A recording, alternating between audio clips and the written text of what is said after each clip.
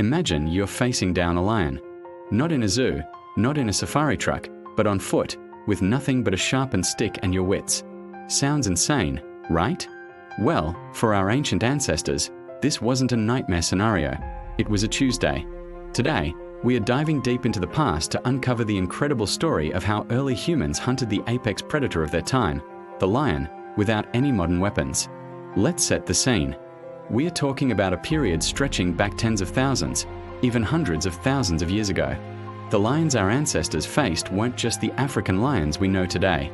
There were also gigantic cave lions, much larger and more formidable, roaming across Europe and Asia. These weren't just cats. They were furry, 400-pound killing machines with teeth like daggers. So, how on earth did a relatively small, fragile primate like a human stand a chance? The answer lies in three key ingredients: brains, teamwork, and tools. Let's start with the most important one, our brains. Early humans were master strategists and observers. They didn't just stumble upon a lion and start a fight. They studied them. They learned their habits, their patrol routes, their favorite napping spots, and when they were most vulnerable. They knew that a well-fed, sleepy lion in the midday heat was a very different challenge from a hungry lion at dusk. This intelligence led to the development of sophisticated hunting strategies. One of the most effective was the persistence hunt. Now, this wasn't about a quick kill. It was a marathon, not a sprint. Lions are explosive sprinters, incredibly fast over short distances, but they overheat quickly. Humans, on the other hand, are some of the best long-distance runners in the animal kingdom.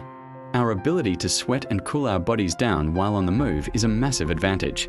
A group of hunters would track a lion for hours, sometimes for an entire day, under the scorching sun. They would chase it, not letting it rest, not letting it drink. The lion would sprint, get away, but the humans would just keep coming, jogging steadily, relentlessly. Eventually, the powerful predator would be driven to the point of utter exhaustion and heat stroke, unable to even lift its head. Only then would the hunters move in for the final, decisive blow. It was a battle of endurance, and we were built to win it. But a persistence hunt isn't always practical. So, our ancestors developed another brilliant strategy, the ambush. This required incredible patience and knowledge of the terrain. Hunters would identify a place the lion was likely to pass through, a narrow gorge, a path to a waterhole, or a cave entrance. They would set up a trap, sometimes for days, waiting for the perfect moment. This is where teamwork became absolutely critical. You can't ambush a lion by yourself. A coordinated group was essential. Some hunters would act as drivers, making noise to subtly guide the lion toward the kill zone. Others would be positioned in strategic spots, hidden and ready to strike. The element of surprise was everything. When the lion walked into the trap, it would be met with a sudden, overwhelming, and coordinated assault from multiple directions. The lion wouldn't know which way to turn, and that moment of confusion was the window of opportunity. Now, let's talk about the tools. We are not talking rifles or crossbows. We are talking about the pinnacle of Paleolithic technology, the spear. But these weren't just pointy sticks. Our ancestors were skilled craftsmen. They knew which wood was the strongest, how to shape it for perfect balance, and most importantly, how to make a deadly point. Early on, this meant fire hardening the tip of a wooden spear. By carefully charring the end in a fire, they could make it incredibly hard and sharp, capable of piercing thick hide.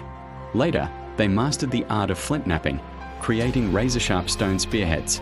These were a game changer. A stone-tipped spear could cause massive bleeding and deep internal damage. But how do you get close enough to use a spear? This is where another invention comes in, the atlatl, or spear thrower. An atlatl is essentially a stick with a hook on the end that cradles the spear. By using it, a hunter could launch a spear with far greater velocity, power, and range than by hand alone. It acted as an extension of the arm, a lever that multiplied their force.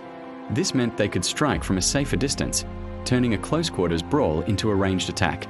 Imagine a volley of atlatl-thrown spears hitting a lion from 30 or 40 yards away. It would be devastating. There's also evidence of other clever tactics. Some theories suggest hunters might have used fire to drive lions into traps or off cliffs. A wall of fire is an intimidating sight for any animal, and a group of humans with torches could effectively control the movement of a large predator. They might have also used pitfalls, deep pits disguised with branches and leaves, placed along a lion's known path. An unsuspecting lion would fall in, become trapped, and be at the mercy of the hunters above. We also have to consider the use of poison. While direct evidence is hard to find, it's highly plausible that early humans used plant or animal-based toxins on their spear or arrow tips. A non-lethal wound could become fatal if the tip was coated in a fast-acting poison, incapacitating the lion quickly and reducing the risk to the hunters. Hunting a lion wasn't just about getting food. Lions were also competitors for the same resources. By taking out a lion, a group of humans not only secured a huge amount of meat, hide, and bones for tools, but they also made their territory safer. It was an act of dominance. The symbolism was also immensely powerful. To kill a lion was the ultimate display of courage, skill, and status. Cave paintings from places like Chauvet Cave in France depict lions with incredible detail, showing the deep respect and fascination our ancestors had for them. These weren't just animals, they were mythical beasts, and the men who could hunt them were legends in their communities. The hunter who delivered the killing blow would have earned immense prestige. So, when you picture our ancient ancestors, don't think of them as cowering in caves, terrified of the world.